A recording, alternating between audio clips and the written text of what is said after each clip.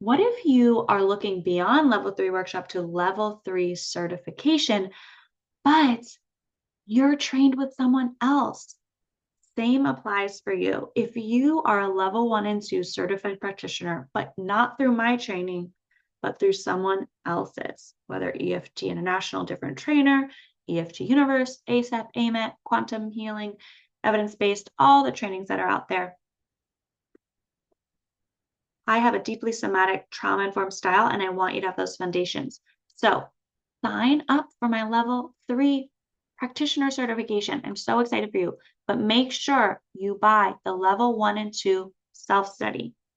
That way you have lifetime access to my level 1 and 2 self-study. You will take time to watch those over the course of our mentorship. So you have those foundations and you're on the same page as everyone else. It'll come with the manual. It will come with all the bonuses. It'll come with all the bonus level 1 and 2 online modules. It'll come with the latest recordings of the last live workshop.